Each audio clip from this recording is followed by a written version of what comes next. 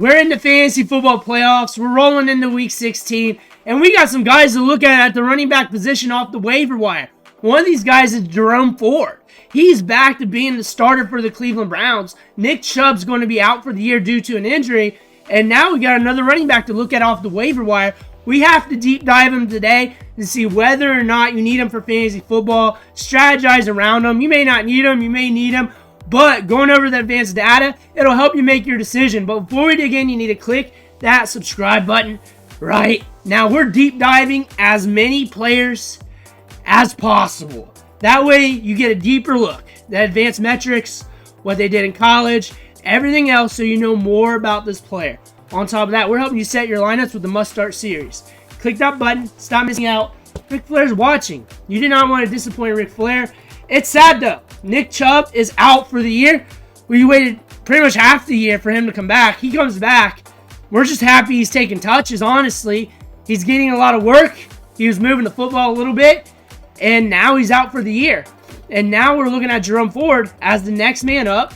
Jerome Ford here can be productive in fantasy football to an extent. He's an up and down running back. He's a running back in a very volatile Cleveland Browns offense, which might make you pause when you're looking at him off the waiver wire, but he can get touches and opportunities when he's the lead back in the backfield. Double-digit touches, which is something that will perk your ears up when you're looking at the running back position. Also, in fantasy football in the playoffs, if you're playing against somebody that needs a running back, just being able to pick up a running back that's getting the starter role and getting 10-plus carries or 10-plus opportunities or carries plus the targets, that is a blessing.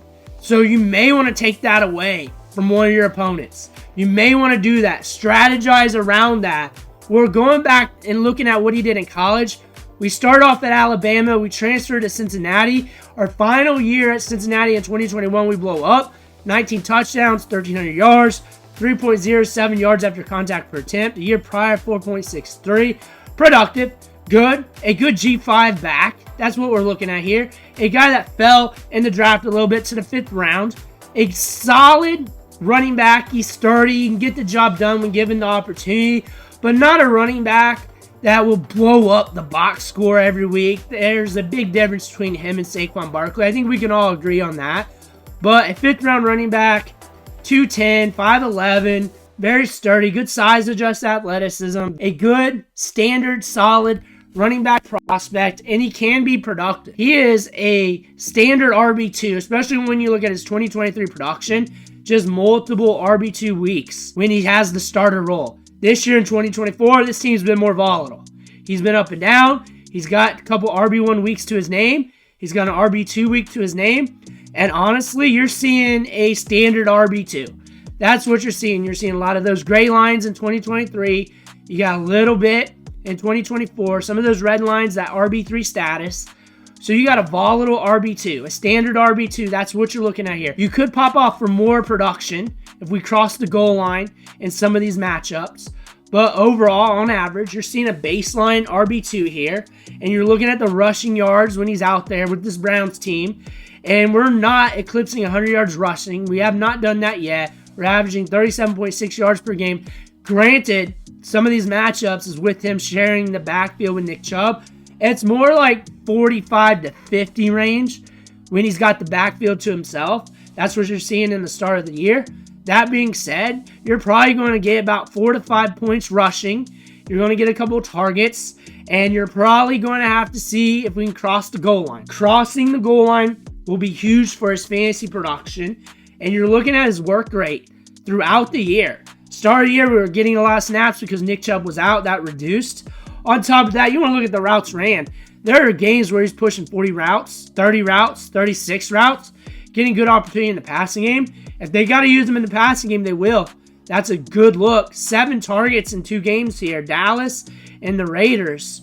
That's an interesting look. Down. On top of that, the down is also sharing the backfield with Nick Chubb. So they're going to use him in the passing game. Yards after contact per attempt, we're around the 3 range-ish. There are games where we're in the 2s, which is not that great, but games where we're over 4 as well. Again, it's up and down, and that's what you expect from a running back prospect like this. But we are getting a lot of workload. We're going to have a high snap rate. We're going to run a lot of routes and get a lot of opportunities through the passing game. That's what these numbers are saying, at least a fair amount. A route participation rate around 50% or so, 50 to 60% on average throughout the year, especially when he was the guy in the backfield.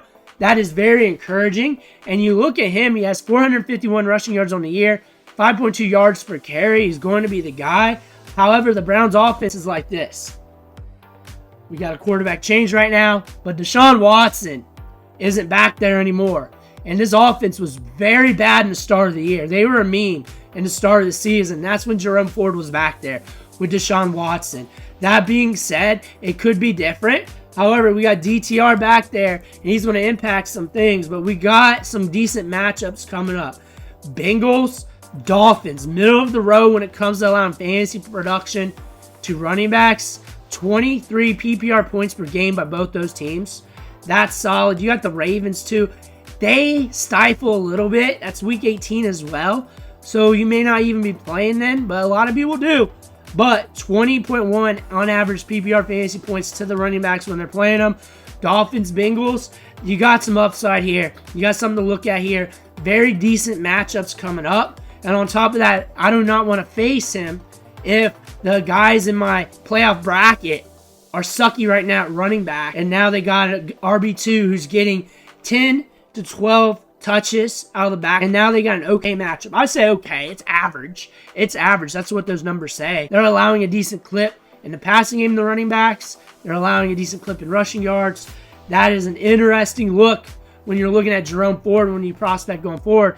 We got DTR in at quarterback. That's going to impact things. He can get it on the ground himself. They may use him a little bit more to get him adapted to his offense to see what they have.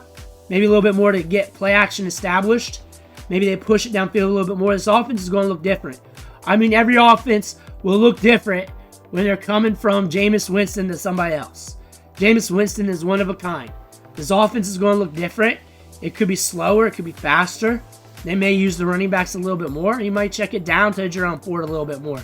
We do not know. We do not know what's in the cards here. But historically, Jerome Ford will get the touches and work. And you're looking at the backfield here, Jonathan Foreman, Pierre Strong. It's going to be the Jerome Ford show. We know this. He's going to get the touches and workload. However, you don't need him. The guys in your playoff bracket, they're not looking at him. You're not looking at him. You're good to go. You want your handcuffs for your starting running back. You don't need them. You don't trust them. You don't trust the Browns. I don't trust the Browns. I'm being honest. I don't trust the Browns. I don't 100% trust them. I think it's interesting that he's going to be getting double-digit touches. He's got some decent matchups coming up, and that could allow him to be productive. But honestly, most of my teams this deep in the playoffs, I'm pretty good at running back. I'm okay. So a guy like this, I'm not really looking at, but I will hoard him if I'm looking at my playoff bracket and somebody needs him. I would just pick him up and stash him. If I need the touches, I look at him as a touch merchant, a running back that's getting 10 plus touches, and we're praying for the best. That is what I look at him as, a touch merchant. He is very up and down. He is very volatile, but that's the Browns too. We do not know what's coming up with this new quarterback swap. But let me know what you think in the comments below. Make sure to hit that subscribe button on the way out. I want to thank you for watching. Catch you on the next video.